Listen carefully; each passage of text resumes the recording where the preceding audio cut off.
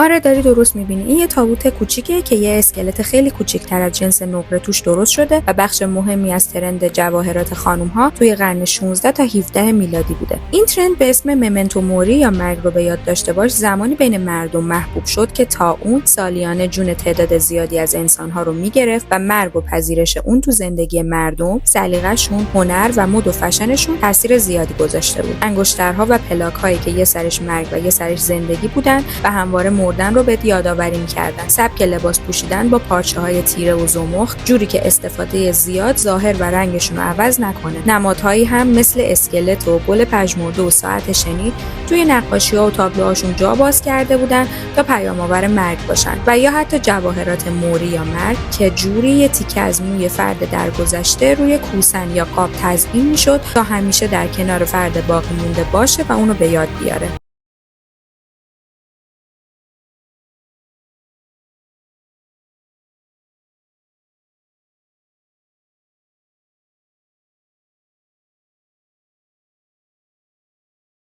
تو نظرت در مورد ترند ممنتو موری چیه؟ آیا تو ازش استفاده می‌کردی که همیشه بهت یادآوری کنه که چند دقیقه دیگه ممکنه بمیری؟ اگه به این سبک از تولید محتواها